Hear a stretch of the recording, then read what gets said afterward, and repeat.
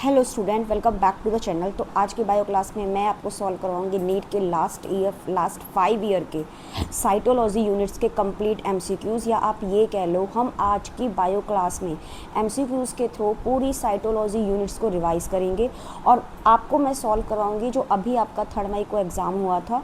इस पूरी यूनिट्स में आपके 10 क्वेश्चंस आए थे, वो भी हम सॉल्व करेंगे। तो आज की बायो क्लास में हम सॉल्व करेंगे कंप्लीट साइटोलॉजी यूनिट, जिसमें आपके 3 चैप्टर हैं: cell cycle, cell division, cell the unit of life, biomolecule. इन तीनों चैप्टर के हम सारे एमसीक्यू सॉल्व करेंगे जो नीट में पिछले 5 सालों में आए हुए हैं। तो चलिए स्टार्ट करते हैं। ठीक है, तो सबसे पहला क्वेश्चन है, from the given statement choose the correct. तो सबसे पहले हमें जितनी भी ये स्टेटमेंट दे रखी है उनमें से हमें क्या फाइंड करना है, करेक्ट स्टेटमेंट।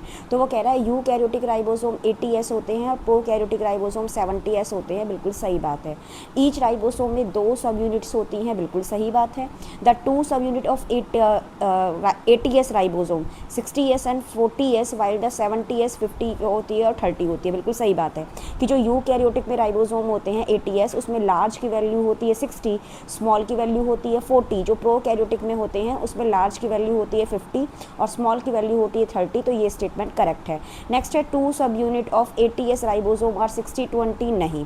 ठीक है, ना ही प्रोकैरियोटिक की 50-20 होती है और ना ही यूकैरियोटिक की 60-20 होती है। नेक्स्ट वो कह रहा है 2 सब यूनिट ऑफ 80S 60-30 होती है। नहीं बेटा, तो हमारी स्टेटमेंट ए करेक्ट है, बी करेक्ट है, सी करेक्ट है। तो हमारा आंसर कौन सा करेक्ट हो जाएगा, फर्स्ट। नेक्स्ट है हमारा मैच द कॉलम।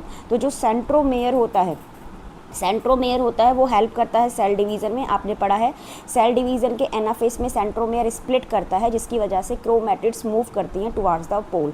जो सीलियम होता है वो सेल को मूवमेंट करवाने में हेल्प करता है। जो क्रिस्टई होता है वो माइटोकॉन्ड्रिया में प्रेजेंट होता है और माइटोकॉन्ड्रिया की इनर मेम्ब्रेन की इनफोल्डिंग को हम क्या कहते हैं, क्रिस्टी कहते हैं। फिर सेल मेम्ब्रेन में एक फॉस्फोलिपिड की बाइलेयर होती है। तो ये हो गई है हमारी मैचिंग द लिस्ट। नेक्स्ट है हमारा specialise membrane structure in the prokaryotic cell which help in the cell wall formation, DNA replication and respiration। ये नीट का फ्रीक्वेंटली आस्क्ड क्वेश्चन है, ये बार बार आपका रिपीट होता है कि प्रोकैरियोटिक सेल में बैक्टीरिया के अंदर जब हम बात करते हैं तो प्लाज्मा मेम्ब्रेन की इनफोल्डिंग देखने को मिलती है साइटोप्लाज्म की तरफ, जो हेल्प करती है सेल डिवीज़न में, सेल रेप्लिकेशन में, सेल वॉल फॉर्मेशन में, DNA रेप्लिकेशंस में। और जो DNA रेप्लिकेट हो गया है उसको डॉटर सेल में डिस्ट्रीब्यूट करवाने का काम भी कौन करता है, मीजोसोम्स। कौन करता है बेटा, मीजोसोम। ठीक है, नेक्स्ट क्वेश्चन है हमारा असर्शन रीजन। तो असर्शन कह रहा है कि the primary function of the Golgi body. तो जो प्राइमरी फंक्शंस होता है वो गोल्गी बॉडी का कि मटेरियल को पैक करना है, जो किसने बनाया है, एंडोप्लाज्मिक रेटिकुलम में, और उसको अपने टारगेट तक, चाहे वो इंट्रासेलुलर टारगेट है चाहे वो एक्स्ट्रा सेलुलर टारगेट है, उसको वहाँ तक डिलीवर करना है। तो ये स्टेटमेंट बिल्कुल सही है। जहाँ पे आपका एंडोमेम्ब्रेन सिस्टम है वहाँ पे आपका ER है पहले, उसके बाद गोल्गी बॉडी है। और NCERT में एक बहुत अच्छी लाइन भी लिखी हुई है कि जो गोल्गी बॉडी है it is closely associated with the ER। कि जो गोल्गी बॉडी है it is nearly closely associated with the ER। कि जो गोल्गी बॉडी है वो ER के पास होती है। क्यों होती है, क्योंकि जो भी मटेरियल RER बनाता है, SER बनाता है, उसको पैक करने का और पैकिंग करने के बाद ट्रांसपोर्ट करने का काम भी कौन करता है, गोल्गी बॉडी। तो असर्शन क्या हो गया है, ट्रू। रीज़न वो कह रहा है कि vesicles containing the material made by the endoplasmic reticulum fuse with the cis face of Golgi body and they are modified and release from the trans face of Golgi body. बिल्कुल सही बात है कि जिस भी मटेरियल को pack होना है तो वो वेसिकल्स की फॉर्म में एंडोप्लाज्मिक रेटिकुलम से रिलीज होगा और वो सिस फेस से क्या हो जाएगा, फ्यूज। सिस फेस में गोल्गी बॉडी में जो सिस्टर नहीं होती हैं उसके अंदर उनकी मॉडिफिकेशन चलेगी और फाइनली मॉडिफाइड होके जो पैक्ड मटेरियल है वो ट्रांस फेस से रिलीज हो जाएगा। तो इस क्वेश्चन का आंसर आ जाएगा first. Both statement A and R is true and R is the correct explanation of A। Next है हमारा which one of the following enzymes contain the heme as the prosthetic group। तो ये आपका topic है बेटा enzyme का, cofactor का, जहाँ पे आपको एंजाइम्स के बारे में बता रखा है कि एंजाइम्स में जो प्रोटीन पार्ट होता है उसे हम कहते हैं एपो एंजाइम और जो नॉन प्रोटीन पार्ट होता है उसे हम कहते हैं कोफैक्टर। कोफैक्टर में आपके 3 क्लासेज हैं, 3 डिवीजन्स हैं।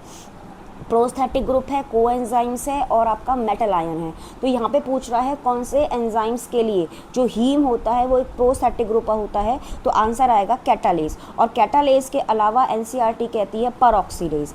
परऑक्सीडेज और कैटालेज में दोनों एंजाइम्स में जो प्रोस्थेटिक ग्रुप होता है वो हीम ग्रुप होता है, और ये दोनों एंजाइम क्या करते हैं, ये दोनों एंजाइम हाइड्रोजन परऑक्साइड को ब्रेक डाउन कर देते हैं वाटर में, और किस में ब्रेक डाउन कर देते हैं, ऑक्सीजन में। नेक्स्ट वो कह रहा है the protein portion of enzyme, मैंने अभी बताया एंजाइम में जो प्रोटीन का पार्ट होगा उसे हम क्या कह देंगे, एपो एंजाइम। नेक्स्ट है हमारा मेजदा कॉलम। जो एडिनोसिन होता है वो एक टाइप का न्यूक्लियोसाइड होता है जिसमें नाइट्रोजिनस बेस एडेनिन होता है, वो अटैच होता है पेंटोज शुगर के साथ। एडिनाइलिक एसिड एक टाइप का न्यूक्लियोटाइड होता है जिसमें पेंटोज शुगर के 5th कार्बन पे फॉस्फेट ग्रुप भी अटैच हो जाता है। एडेनिन एक टाइप का नाइट्रोजिनस बेस है, और कौन सा है बेटा, प्यूरिन। और एलिलिन एक अमीनो एसिड है, तो ये हो गया है हमारी मैचिंग। नेक्स्ट क्वेश्चन है what is the main function of the spindle fibre during the mitosis. आपको पता है जब सेल में एम फेस होता है, चाहे वो माइटोसिस है चाहे वो मियोसिस है, प्रो फेस में स्पिंडल फाइबर बनते हैं फ्रॉम द सेंट्रियोल। ये सेंट्रियोल मूव कर जाते हैं पोल्स पे, और इन्हीं स्पिंडल फाइबर की हेल्प से जब स्पिंडल फाइबर कॉन्टैक्ट करते हैं ड्यूरिंग द एनाफेज, क्रोमोसोम्स क्या कर जाते हैं बेटा, सेपरेट। क्या कर जाते हैं, सेपरेट। नेक्स्ट है 2 स्टेटमेंट है आपकी। पहली स्टेटमेंट कह रहा है जो माइटोकॉन्ड्रिया है, क्लोरोप्लास्ट है, वो double membrane bound cell organelles हैं, बिल्कुल सही बात है। Inner membrane of mitochondria is relative less permeable, नहीं।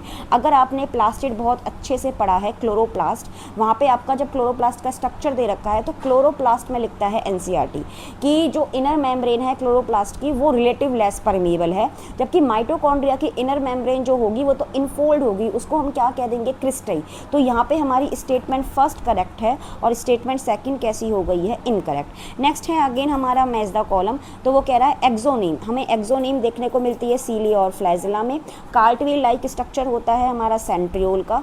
क्रिस्टा जो होता है, क्रिस्टा होगा हमारा माइटोकॉन्ड्रिया, इनर मेम्ब्रेन की जो इनफोल्डिंग होगी। और सैटेलाइट हमें देखने को मिलेगा क्रोमोसोम पे, जो सेकेंडरी कंस्ट्रक्शन होगी, और ऐसे क्रोमोसोम को हम क्या कहते हैं, सेट क्रोमोसोम। क्या कहते हैं, सेट क्रोमोसोम।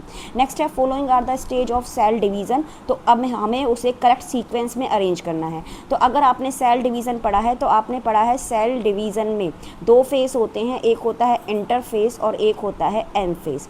इंटरफेस में 3 फेस होते हैं सीक्वेंस में, G1 होता है, S होता है और G2 होता है। G1 होता है, S होता है और G2 होता है। तो और ये हो गया है हमारा कैरियोकाइनेसिस। इसके बाद हमारा क्या होता है, साइटोकाइनेसिस। ठीक है, कैरियोकाइनेसिस के लिए हम वर्ड यूज़ मतलब हाँ, एम फेस में पहले कैरियोकाइनेसिस होगा, उसके बाद साइटोकाइनेसिस होगा। तो सबसे पहले हमारा G1 होगा, ठीक है, सबसे पहले हमारा G1 होगा, उसके बाद हमारा S फेस होगा जिसे हम कहते हैं सिंथेटिक फेस, उसके बाद हमारा G2 फेस होगा, उसके बाद न्यूक्लियस डिवाइड करेगा 4 स्टेज में, प्रोफेस में, मेटाफेस में, एनाफेस में, टीलोफेस में। और जब न्यूक्लियस डिवाइड कर जाएगा टीलोफेस के बिल्कुल बाद में, तब सेल का साइटोप्लाज्म डिवाइड कर जाएगा जिसे हम क्या कह देंगे, साइटोप्लाज्म। तो सबसे पहले आएगा हमारा ई के बाद आएगा हमारा सी के बाद आएगा ए के बाद आएगा हमारा डी, और डी के बाद आएगा हमारा बी। तो आंसर हो जाएगा हमारा सेकंड ऑप्शन। नेक्स्ट है अगेन मेजदा कॉलम। सो मेजदा कॉलम में ये आपकी दे रखा है प्रोफेस फर्स्ट। तो प्रोफेस फर्स्ट म्यूसिस के प्रोफेस में जितने भी आपकी सब स्टेज होती हैं, लेप्टोटेन, जाइगोटेन, डिप्लोटेन, पैकाइटिन, उनको आपको मेन इवेंट्स के साथ मैचिंग करनी है। तो सबसे पहले अगर हम बात करें सीक्वेंस में चलें तो सबसे पहली स्टेज होती है हमारी लेप्टोटेन। लेप्टोटेन में क्रोमोसोम कंडेंस करना स्टार्ट करते हैं और क्रोमोसोम मुझे विजिबल हो जाएंगे अंडर द लाइट माइक्रोस्कोप। जाइगोटेन में जो होमोलोगस क्रोमोसोम होते हैं वो आपस में पेयर्ड करते हैं और उस पेयरिंग को हम कहते हैं साइनेप्सिस। और जो 2 होमोलोगस क्रोमोसोम आपस में पेयर्ड कर गए हैं उनके बीच में साइनेप्टोनीमल कॉम्प्लेक्स बनेगा। तो साइनेप्टोनीमल कॉम्प्लेक्स कौन सी स्टेज में बनेगा, जाइगोटिन में। पैकाइटिन में क्या होगा, जो 2 नॉन सिस्टर क्रोमैटिड्स हैं होमोलोगस क्रोमोसोम की, वो अपना जेनेटिक मटेरियल एक्सचेंज करेंगे, उनके बीच में क्रॉसिंग ओवर होगी। क्रॉसिंग ओवर करवाने के लिए एंजाइम होगा रिकॉम्बिनेज, और वहाँ पे मुझे रिकॉम्बिनेशन नोड्यूल्स देखने देखने को मिलेंगे, तो रिकॉम्बिनेशन नोड्यूल्स कौन सी स्टेज पे देखने को मिलेंगे, पेकाइटिन। फिर है हमारा डायाकाइनेसिस। डायाकाइनेसिस में क्या होगा कि जो काइजमेटा है, जो डिप्लोटीन में मेरे को एक्स शेप स्ट्रक्चर दिखेगा जिसे हम कहेंगे काइजमेटा, जो रिप्रेजेंट करेगा साइट ऑफ क्रॉसिंग ओवर को, वो डायकाइनेसिस में बिल्कुल टर्मिनलाइज हो जाएगा। तो ये हो गई आपकी मेसदा कॉलम, और मियोसिस का प्रोफेज फर्स्ट आपका सबसे ज़्यादा इंपॉर्टेंट है, ठीक है। नेक्स्ट है हमारा एंजाइम्स को लेके, तो जो लाइपेज एंजाइम होता है वो डाइजेस्ट करता है लिपिड को, और लिपिड में कौन सा बॉन्ड होता है, एस्टर बॉन्ड ग्लिसरॉल और फैटी एसिड के बीच में। जो न्यूक्लियस होता है वो डाइजेस्ट करता है न्यूक्लिक एसिड को। न्यूक्लिक एसिड बने होते हैं न्यूक्लियोटाइड से, और न्यूक्लियोटाइड में कौन सा बॉन्ड होता है, फॉस्फोडाइस्टर बॉन्ड। जो प्रोटीएज होता है वो डाइजेस्ट करता है प्रोटीन को, और प्रोटीन किससे बने होते हैं, अमीनो एसिड, और अमीनो एसिड्स के बीच में कौन सा बॉन्ड होता है, पेप्टाइड बॉन्ड। जो एमाइलेज होता है वो एंजाइम्स होता है, वो डाइजेस्ट करता है स्टार्च को। स्टार्च ग्लूकोज का होमोपॉलीमर होता है जिसके बीच में ग्लाइकोसिडिक बॉन्ड होता है, तो एमाइलेज कौन सा बॉन्ड तोड़ेगा, ग्लाइकोसिडिक बॉन्ड। ये हो गई है हमारी मैचिंग। नेक्स्ट है वो कह रहा है DNA present in the chloroplast. तो अगेन जो क्लोरोप्लास्ट या माइटोकॉन्ड्रिया में अगर हम बात करें तो माइटोकॉन्ड्रिया और क्लोरोप्लास्ट में सिमिलरिटी क्या है बेटा, कि उन दोनों के अंदर 70S के राइबोसोम देखने को मिल जाएंगे, और उन दोनों में मुझे डबल स्ट्रैंड सर्कुलर डीएनए देखने को मिल जाएगा। उनमें मुझे क्या देखने को मिल जाएगा, डबल स्ट्रैंड सर्कुलर डीएनए। तो आंसर आएगा मुझे क्लोरोप्लास्ट के अंदर जो डीएनए होता है वो सर्कुलर होता है और डबल स्ट्रैंड होता है। नेक्स्ट है अगेन हमारा मेसदा कॉलम। ये जो आपके एनसीईआरटी में बायोमोलिक्यूल का प्रोटीन फंक्शन वाली कॉलम है, ये डायरेक्ट उससे वो उठ के आ गई है वो टेबल, और उसको आपको मैच करना है। GLUT4 एक टाइप का प्रोटीन होता है जो हेल्प करता है transport of glucose into the cell. Insulin एक हार्मोन्स होता है which is release by the pancreas. Trypsin एक एंजाइम्स होता है जो प्रोटीन को डाइजेस्ट करता है, और कोलेजन एक टाइप का ग्राउंड सबस्टांस की तरह एक्ट करता है बिटवीन द टू सेल, जिसे हम कहते हैं इंटरसेलुलर ग्राउंड सबस्टांस। नेक्स्ट है हमारा जो लेसाइथिन। लेसाइथिन एक small molecular weight organic compound है found in the living tissue. जो लेसाइथिन होता है वो किसका एग्जांपल होता है, फॉस्फोलिपिड का, और इसी टाइप का फॉस्फोलिपिड मतलब जो लेसाइथिन होता है वो मुझे देखने को मिल जाता है सेल की प्लाज्मा मेम्ब्रेन में। नेक्स्ट है हमारा spindle fibre attach to the kinetochore of chromosome during. तो जो स्पिंडल फाइबर हैं वो अटैच करते हैं काइनेटोकोर से कौन से फेज पे, मेटाफेज पे। मेटाफेज पे क्रोमोसोम जो होगा वो स्पिंडल फाइबर से अटैच होना स्टार्ट होगा, और फिर बाद में वो आ जाएगा इक्वेटर पे, स्पिंडल इक्वेटर पे। नेक्स्ट है हमारा स्टेटमेंट क्वेश्चन कि chromosome become gradually visible under the light microscope during the leptotene stage. बिल्कुल सही बात है, एनसीईआरटी की डायरेक्ट स्टेटमेंट है जहाँ पे आपका प्रोफेज फर्स्ट में लेप्टोटिन है। सेकंड वो कह रहा है the beginning of the diplotene is recognised by the dissolution of the synaptonemal complex. बिल्कुल सही बात है, डिप्लोटिन में जो साइनेप्टोनिमल कॉम्प्लेक्स है वो बिल्कुल डिसॉल्व हो जाएगा, लेकिन जो दो होमोलोगस क्रोमोसोम की नॉन सिस्टर क्रोमैटिड्स हैं वो आपस में लिंक रहेंगी, वहाँ पे एक्स शेप स्ट्रक्चर बनेगा जिसे हम क्या कह देंगे, काइजमेटा। तो यहाँ पे दोनों स्टेटमेंट सही है, तो स्टेटमेंट फर्स्ट भी करेक्ट है और स्टेटमेंट सेकंड भी करेक्ट है, तो आंसर जाएगा हमारा थर्ड। नेक्स्ट है हमारा given below the two statement. वो कह रहा है during the G0 phase of cell cycle cell is the metabolic inactive. नहीं बेटा, अगर आपने बहुत ध्यान से क्यूसेंट स्टेज या G0 फेज पढ़ा है, वहाँ पे आप पढ़ते हो कि सेल जो होती हैं वो मेटाबॉलिक एक्टिव होती हैं, लेकिन वो अपने आप को प्रोलिफरेट नहीं करती हैं। मेटाबॉलिक एक्टिव होगी लेकिन उनमें प्रोलिफरेशन नहीं होगी, तो ये स्टेटमेंट हो गई है रॉन्ग। नेक्स्ट वो कह रहा है the centrosome undergo the duplication during the S phase of interface. बिल्कुल सही बात है, अगर मेरी सेल एनिमल सेल है तो एनिमल सेल में एस फेज में डीएनए भी रेप्लिकेट करेगा और एस फेज में सेंट्रियोल या सेंट्रोसोल भी रेप्लिकेट करेंगे। तो स्टेटमेंट सेकंड हो गई है हमारी इनकरेक्ट, और स्टेटमेंट फर्स्ट हो गई है हमारी इनकरेक्ट और स्टेटमेंट सेकंड हो गई है करेक्ट, तो आंसर जाएगा हमारा फोर्थ। नेक्स्ट है को फैक्टर ऑफ एंजाइम। देखो फिर अगेन क्वेश्चन आ गया ना को फैक्टर का, एक हमने पढ़ा था प्रोस्थेटिक ग्रुप अभी, और यहाँ पे वो पूछ रहा है कि को फैक्टर जो होगा कार्बोक्सीपेप्टिडेज में कौन सा होगा। तो आपको पता है कार्बोक्सीपेप्टिडेज में जो को फैक्टर होगा वो जिंक होगा, ठीक है। नेक्स्ट है हमारा मेसदा कॉलम सेल चैप्टर का है। जो न्यूक्लियोलस होता है जो एक विदाउट मेम्ब्रेन स्ट्रक्चर होता है which is present inside the nucleus of the eukaryotic cell, it is the site of the active synthesis of the RNA, ठीक है। जो सेंट्रियोल होता है इसका जो ऑर्गेनाइजेशन होता है वो कार्टवील की तरह होता है। जो ल्यूकोप्लास्ट होता है वो स्टोर करेगा न्यूट्रिएंट को, ठीक है। और जो गोल्गी बॉडी होती है it is the site of the formation of the glycolipid. So this is the matching ठीक है। नेक्स्ट क्वेश्चन है हमारा सेलेक्ट द करेक्ट स्टेटमेंट। तो हमें मल्टीपल स्टेटमेंट दे रखी है, हमें फाइंड करनी है करेक्ट स्टेटमेंट। तो करेक्ट स्टेटमेंट वो कह रहा है the tetrad formation is seen during the leptotene. नहीं बेटा, बिल्कुल गलत है। जो टेट्राड फॉर्मेशन होगा वो पैकाइटिन में देखने को मिलेगा, ना कि हमें लेप्टोटीन में देखने को मिलेगा। During anaphase the centromere split and the chromatid separate. बिल्कुल सही बात है, एनाफेज में सेंट्रोमेयर स्प्लिट करते हैं और क्रोमैटिड सेपरेट हो जाते हैं। Terminalisation take place during the pachytene. नहीं, जो टर्मिनलाइजेशन होगा काइस्मेटा का, it occur during the diakinesis. Nucleolus Golgi body ER are reform during the telophase. बिल्कुल सही बात है। Crossing over take place between the two sister chromatids और between the sister chromatids of homologous. नहीं, crossing over take place between the non sister chromatid. यहाँ पे sister chromatid है। तो अगर आप बहुत ध्यान से देखो तो statement wise question, matching question बहुत ज़्यादा हैं और स्टेटमेंट वाइज क्वेश्चन पे एक एक वर्ड पे स्टेटमेंट गलत हो रही है। तो इस क्वेश्चन का आंसर जाएगा स्टेटमेंट बी करेक्ट है, स्टेटमेंट डी करेक्ट है, तो हमारा आंसर जाएगा सेकंड। नेक्स्ट क्वेश्चन है हमारा which of the following not consider as a part of the endomembrane system. तो एंडोमेम्ब्रेन सिस्टम में एंडोप्लाज्मिक रेटिकुलम होता है, गोल्गी बॉडी होती है और क्या क्या नहीं होता है। एंडोप्लाज्मिक रेटिकुलम में एंडोमेम्ब्रेन सिस्टम में एंडोप्लाज्मिक रेटिकुलम होगा, गोल्गी बॉडी होगी और लाइसोसोम होगा और वैक्यूल होगा। लेकिन वो पूछ रहा है इनमें से कौन सा पार्ट नहीं है एंडोमेम्ब्रेन सिस्टम का। तो माइटोकॉन्ड्रिया एंडोमेम्ब्रेन सिस्टम का पार्ट नहीं है, क्लोरोप्लास्ट नहीं है और पेरोक्सिसोम नहीं है। तो आंसर आएगा हमारा ए, सी एंड ई। नेक्स्ट है हमारा given two statement. First statement कह रहा है a protein is imagine as a line. Left hand represent करता है फर्स्ट अमीनो एसिड को, और फर्स्ट अमीनो एसिड और जिसका सी टर्मिनल है, और राइट एंड रिप्रेजेंट करता है लास्ट अमीनो एसिड जिसका एन टर्मिनल है। तो यहाँ पे ये एन टर्मिनल और सी टर्मिनल पे वर्डिंग ये स्टेटमेंट हो गई है गलत। तो अगर आपने पढ़ा है प्राइमरी स्ट्रक्चर, तो प्राइमरी स्ट्रक्चर में पढ़ा है जो फर्स्ट अमीनो एसिड, जैसे मैं यहाँ पे आपको ड्रॉट दिखा रही हूँ, तो मान लो ये रिप्रेजेंट कर रहा है आपका फर्स्ट अमीनो एसिड और ये रिप्रेजेंट कर रहा है आपका लास्ट अमीनो एसिड।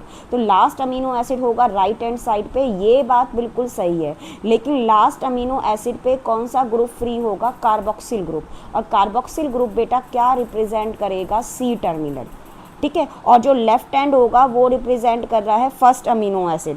जो लेफ्ट हैंड है वो रिप्रेजेंट कर रहा है फर्स्ट अमीनो एसिड। लेकिन लेफ्ट हैंड पे जो फर्स्ट अमीनो एसिड है उसका कौन सा ग्रुप फ्री है? अमीनो ग्रुप फ्री है। तो अमीनो ग्रुप फ्री है तो ये रिप्रेजेंट करेगा बेटा एन टर्मिनल। तो यहाँ पे स्टेटमेंट फर्स्ट है वो कैसी हो गई है? इनकरेक्ट। नेक्स्ट है adult human haemoglobin consist of the 4 सब यूनिट। 2 सब यूनिट होती है अल्फा की, 2 सब यूनिट होती है बीटा की। बिल्कुल सही बात है।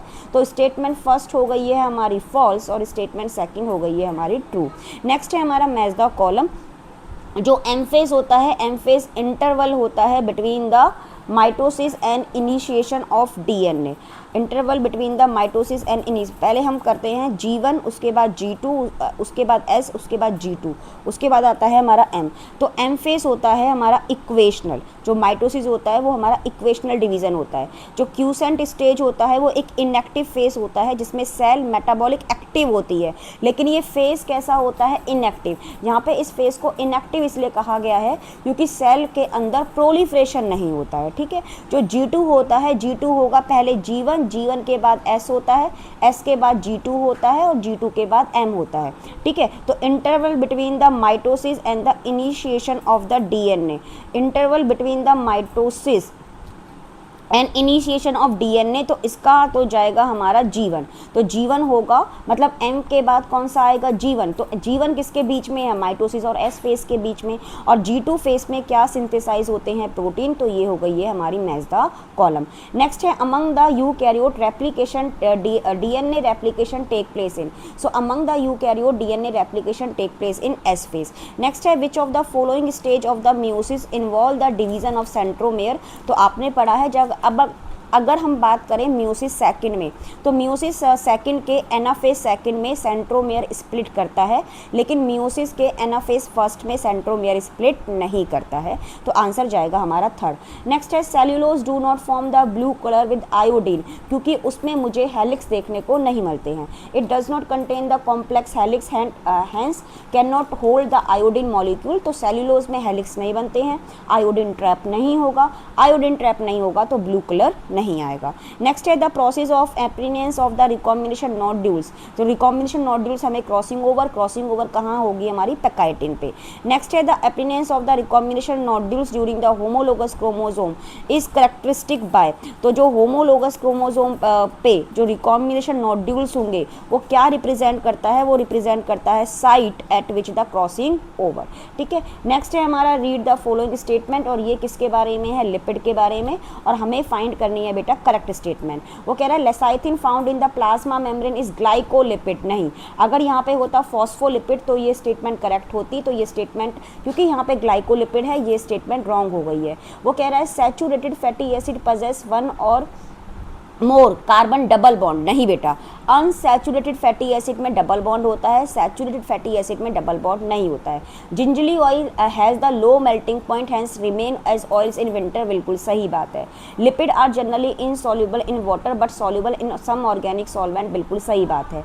When fatty acid is एस्ट्रीफाइड with the glycerol monoglyceride are form. बिल्कुल सही बात है कि एक ग्लिसरॉल के साथ जब एक फैटी एसिड जोड़ेंगे हम विद एस्टर बॉन्ड तो हमारा मोनोग्लिसराइड बनेगा। तो स्टेटमेंट ए और बी हमारी इनकरेक्ट है, सी डी हमारी कैसी हो गई हैं करेक्ट, तो हमारा आंसर जाएगा फोर्थ। नेक्स्ट है अगेन हमारी मैचदा कॉलम। सो मैचदा कॉलम में फर्स्ट है हमारा ये है हमारे टाइप ऑफ क्रोमोसोम्स पे। तो जो आपने पढ़े हैं क्रोमोसोम 4 टाइप के होते हैं on the basis of the centromere. तो सबसे पहला क्रोमोसोम होता है हमारा मेटासेंट्रिक। मेटासेंट्रिक में जो क्रोमोसोम होता है वो बिल्कुल सेंटर में होता है। ठीक है, तो मेटासेंट्रिक में सेंट्रोमेयर इन द मिडिल, और उसकी वजह से मुझे क्या मिलेगी, 2 इक्वल्स आर्म मिलेगी।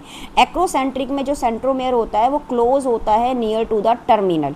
ठीक है, तो एक्रोसेंट्रिक में जो क्रोमोसोम्स होता है वो नियर टू टर्मिनल होता है, जिसकी वजह से जो एक आर्म होती है वेरी शॉर्ट होती है और जो एक आर्म होती है वेरी लॉन्ग होती है। सब मेटासेंट्रिक में जो सेंट्रोमेयर होता है वो स्लाइटली अवे होता है फ्रॉम द मिडिल, जिसकी वजह से एक शॉर्टर आर्म होगी और एक लॉन्गर आर्म होगी। जो टीलोसेंट्रिक होता है, टीलोसेंट्रिक में जो सेंट्रोमेयर होता है बिल्कुल ही कहाँ चला जाता है, टर्मिनल पे। तो ये हो गई आपकी मैचदा कॉलम। नेक्स्ट है हमें स्टेटमेंट पूछी गई है किसके रिगार्डिंग, म्यूसिस के रिगार्डिंग, और हमें क्या पता करना है, इनकरेक्ट। तो वो कह रहा है 4 haploid cell are form at the end of meiosis second. बिल्कुल सही बात है, लेकिन हमें पता करना है incorrect. There are the 2 stage in meiosis first and meiosis second. बिल्कुल सही बात है। DNA replication occur in S phase of meiosis second. नहीं बेटा, यही हमारी हो गई है इनकरेक्ट स्टेटमेंट। जब आप पढ़ते हो म्यूसिस, आप वहाँ पे ये पढ़ते हो म्यूसिस में जो न्यूक्लियर डिवीज़न है, मियोसिस में जो न्यूक्लियर डिवीज़न है और जो साइटोप्लाज्म डिवीज़न है या जो सेल का डिवीज़न है, मियोसिस में जो न्यूक्लियस डिवीज़न है और जो साइटोप्लाज्म डिवीज़न है उसकी साइकिल चलती है ट्वाइस, वो 2 बार होता है। लेकिन जो डीएनए रेप्लिकेट करता है वो 1 बार करता है। मियोसिस में जो डीएनए रेप्लिकेट करता है वो 1 बार करता है, और वो कब करता है, इंटरफेस में, इंटरफेस के एस फेस में। लेकिन ये इंटरफेस का एस फेस कौन सा है, मियोसिस फर्स्ट का, ना कि मियोसिस सेकंड का। तो यही स्टेटमेंट हमारी क्या हो गई है, इनकरेक्ट। फिर भी हम फोर्थ स्टेटमेंट पढ़ लेते हैं। वो कह रहा है pairing of homologous chromosome and recombination occur in meiosis first. बिल्कुल सही बात है ना ये तो हमारा ये बिल्कुल सही है। तो उसमें पूछा है इनकरेक्ट, तो इनकरेक्ट जाएगा हमारा थर्ड। नेक्स्ट है हमारा statement mycoplasma can pass through less than 1 micron. तो देखो ये थोड़ा घुमा के आ गया है क्वेश्चन। एनसीईआरटी कहती है जो माइकोप्लाज्मा है एक स्मॉलेस्ट सेल है जो विदाउट सेल वॉल है, मतलब जो माइकोप्लाज्मा है उसका जो साइज़ है वो बैक्टीरिया से भी कम है, बैक्टीरिया से भी कम है। तो ईजीली वो उन फिल्टर्स को क्रॉस कर जाएगा जिन्हें हम कहते हैं बैक्टीरिया प्रूफ फिल्टर। तो ये स्टेटमेंट बिल्कुल करेक्ट है। वो कह रहा है mycoplasma are the bacteria with cell wall. नहीं, माइकोप्लाज्मा में सेल वॉल होती ही नहीं है। तो इसका आंसर जाएगा हमारा स्टेटमेंट फर्स्ट हमारी करेक्ट है और स्टेटमेंट सेकंड हमारी कैसे है, इनकरेक्ट। तो ये जाएगा हमारा फोर्थ। नेक्स्ट है मैचदा कॉलम। तो मैचदा कॉलम में वो कह रहा है ग्लाइकोजन। तो ग्लाइकोजन है एक स्टोरेज पॉलीसेकेराइड। ग्लोब्यूलिन है, ग्लोब्यूलिन हो जाएगा हमारा प्रोटीन। स्टीरॉइड्स हो जाएंगे हमारे हार्मोन। जो थ्रोम्बिन है, ग्लोब्यूलिन हो जाएगा हमारा एंटीबॉडी, है ना, इम्यूनोग्लोब्यूल। और जो थ्रोम्बिन हो जाएगा वो हमारा हो जाएगा बायो कैटालिस्ट। क्या कह रहे हो, क्यों कह रहे हो थ्रोम्बिन को बायो कैटालिस्ट? क्योंकि वो फिब्रिनोजन को एक्टिवेट करवाएगा फिब्रिन में, तो वो हो गया ना बायो कैटालिस्ट। और ये आपका कहाँ से आया है? ब्लड क्लोटिंग से आया है। ये आपका कहाँ से आया है? एंटीबॉडीज से आया है। ये स्टीरॉयड कहाँ पे है आपके? केमिकल कंट्रोल एंड कोऑर्डिनेशन में। ग्लाइकोजन कहाँ पे है आपका? पॉलीसेकेराइड्स में। तो ये आपके क्वेश्चंस हैं। तो ये तो थे पिछले नीट के PYQ अभी तक जितने भी मैंने आपको सॉल्व करवाए हैं। अब हम सॉल्व करेंगे जो आपके रिसेंट में नीट का एग्ज़ाम हुआ है 3 मई को, उसके क्वेश्चन। और इस पूरी यूनिट से नीट में कितने क्वेश्चंस आए हैं? 10 क्वेश्चन। तो ये पूरी यूनिट आपकी बहुत ज़्यादा इंपॉर्टेंट है। तो सबसे पहला क्वेश्चन है, alpha helix is found in which level of the protein structure. तो अल्फा हेलिक्स हमें मिलेगा प्रोटीन के कौन से स्ट्रक्चर में? सेकेंडरी स्ट्रक्चर में। आपने पढ़ा है जो प्राइमरी स्ट्रक्चर है वो राइट हैंडेड कॉइल हो जाएगा और अल्फा हेलिक्स बनाएगा। नेक्स्ट है हमारे इंटरफेस की मैचिंग करनी है। जीवन में सेल जो होगी वो मेटाबॉलिक एक्टिव होगी, कंटिन्यूसली ग्रो करेगी, बट उसका डीएनए रेप्लिकेट नहीं करेगा। जो एस फेस होगा, एस फेस में डीएनए रेप्लिकेट करेगा और अमाउंट ऑफ डीएनए क्या हो जाएगी? डबल हो जाएगी। G2 में क्या होगा? G2 में स्पेशल टाइप के प्रोटीन सिंथेसाइज होंगे, ट्यूबुलिन प्रोटीन, जो हेल्प करेंगे आपके स्पिंडल फाइबर की फॉर्मेशन में। एम फेस में क्या होगा? एम फेस में सेल एक्चुअली क्या कर जाएगी? डिवाइड कर जाएगी। नेक्स्ट है हमारा, select the correct statement regarding the membrane. Cell membrane के रिगार्डिंग हमें आइडेंटिफाई करनी है correct statement in eukaryotic cell. ये बहुत अच्छे से देखना, इन यूकैरियोटिक सेल। वो कह रहा है मेम्ब्रेन ऑफ ह्यूमन RBC में अप्रॉक्सीमेटली 52% प्रोटीन होता है, बिल्कुल सही बात है। मेजर जो फॉस्फोलिपिड्स होते हैं वो अरेंज होते हैं बाइलेयर में, बिल्कुल सही बात है। Extension of plasma membrane into the cell is called mesosomes. Eukaryotic की प्लाज्मा मेम्ब्रेन में मीजोसोम्स नहीं बनेंगे, तो ये स्टेटमेंट हो गई है करेक्ट। वो कह रहा है जो टेल्स होगी टुवार्ड्स द इन्वॉल्व होगी लिपिड में, और वो कैसे नेचर की होगी? हाइड्रोफोबिक, दस प्रोटेक्टेड फ्रॉम एक्वस एनवायरनमेंट, बिल्कुल सही बात है। ग्लाइकोकैलिक्स तो हमारा प्रोकैरियोटिक में होता है, यूकैरियोटिक में ग्लाइकोकैलिक्स होता ही नहीं है, तो ये स्टेटमेंट हो गई है हमारी इनकरेक्ट। तो सी और ई को छोड़ के कौन कौन सी करेक्ट है? ए करेक्ट है, बी करेक्ट है और हमारी डी करेक्ट है, तो आंसर जाएगा हमारा थर्ड। नेक्स्ट है हमारा question, identify the correct statement about the biomolecule. वो कह रहा है lipid are generally water soluble. नहीं बेटा, जो लिपिड होते हैं वो वाटर इनसॉल्यूबल होते हैं। प्रोटीन्स आर द पॉलीपेप्टाइड, बिल्कुल सही बात है। Polysaccharide are the long chain of the sugar, बिल्कुल सही बात है। Adenine and guanine are the substituted pyrimidine. नहीं बेटा, जो एडेनिन होगा और जो ग्वानिन होगा वो सब्स्टिट्यूटेड प्यूरिन होगा, ना कि पायरिमिडिन होगा। Almost all the enzymes are protein, बिल्कुल सही बात है। और एनसीईआरटी में एंजाइम की फर्स्ट लाइन है almost all enzymes are the protein. तो हमारी स्टेटमेंट बी करेक्ट है, हमारी स्टेटमेंट सी करेक्ट है और हमारी स्टेटमेंट ई करेक्ट है। ठीक है, नेक्स्ट क्वेश्चन है हमारा, the following reaction depicts the activity of particular class of enzyme. तो ये हो जाएगा हमारा लाइसेज एंजाइम। ठीक है, डायरेक्ट क्वेश्चन है ये, डायरेक्ट जहाँ पे आपकी क्लासेस दे रखी है एनसीईआरटी में 6 क्लासेस एंजाइम की, उसमें से क्वेश्चन आया है। नेक्स्ट है हमारा, which of the following statement. So next question है non membrane bound cell organelle. तो सेल ऑर्गेनल जिसमें मेम्ब्रेन नहीं होती है, मतलब विदाउट मेम्ब्रेन सेल ऑर्गेनल, जो प्रोकैरियोटिक में भी होगा और यूकैरियोटिक में, तो आंसर हो जाएगा हमारा राइबोसोम। तो राइबोसोम ओनली सेल ऑर्गेनल्स होता है जो प्रेजेंट होता है प्रोकैरियोटिक में। प्रोकैरियोटिक में और यूकैरियोटिक में जो कॉमन सेल ऑर्गेनल्स हैं बेटा वो है आपका राइबोसोम। प्रोकैरियोटिक में 70S होता है और यूकैरियोटिक में 80S। नेक्स्ट क्वेश्चन है, in which animal do the haploid cell divide mitotically to produce the gametes. तो ये आंसर हो जाएगा हमारा male honey bee. Male honey bee में क्योंकि नंबर ऑफ क्रोमोसोम्स हमारे कितने होते हैं? 16। तो किस सेल से डिवाइड, किस डिवीज़न से डिवाइड करेगा ये? माइटोसिस से। जब इसमें गैमेट्स बनेंगे, क्योंकि गैमेट्स में भी क्रोमोसोम्स नंबर क्या आएंगे? हैप्लॉइड। ठीक है, तो आंसर हो जाएगा हमारा फर्स्ट। नेक्स्ट है हमारा, which of the following statement correct regarding the amino acids. तो अमीनो एसिड के रिगार्डिंग में कौन सा हमारा करेक्ट है? तो वो कह रहा है they are the substituted methane, बिल्कुल सही बात है। Serine is the aromatic amino acid. नहीं बेटा, सीरिन एरोमेटिक अमीनो एसिड नहीं है। Valine is the neutral amino acid. So valine neutral amino acid होता है, बिल्कुल सही बात है।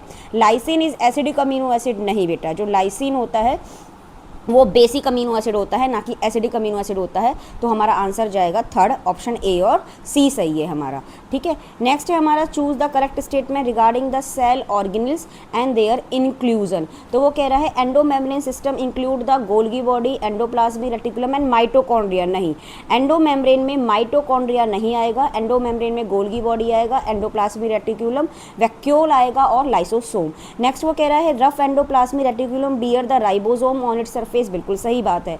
Both mitochondria plasmid have the circular DNA. बिल्कुल सही बात है। A network of microtubules, microfilament, intermediate filament present in the cytoplasm is known as the cytoskeleton. बिल्कुल सही बात है। Mitochondrion is a single membrane bound structure, mitochondrion is the double membrane bound structure. तो हमारी स्टेटमेंट बी करेक्ट है, C correct है, D correct है, तो हमारा आंसर जाएगा फोर्थ। ठीक है, नेक्स्ट है हमारा मैच द कॉलम। अगेन देखो ये मैच द कॉलम बायोमोलिक्यूल का है, जिसमें आपके सेकेंडरी मेटाबोलाइट्स को मैच करना है और प्रोटीन के फंक्शंस को मैच करना है। तो ट्रिप्सिन एक बेटा एंजाइम्स होता है, मॉर्फिन एक एल्कलॉइड होता है, कनक्लेविन एक लैक्टिन होता है, और जो कोलेजन होता है वो इंटरसेलुलर ग्राउंड सब्सटेंस होता है। तो ये हो गई है हमारी मैच द कॉलम। तो ये थे आपके नीट के PYQ पिछले 5 सालों के, और मैंने अभी रिसेंट में जो आपका नीट हुआ है 3 मई को, उसके भी आपको इस पूरी यूनिट के मैंने क्वेश्चन सॉल्व करवाए हैं। टोटल क्वेश्चन अब की बार नीट में कितने आए थे? 10 क्वेश्चंस आए थे।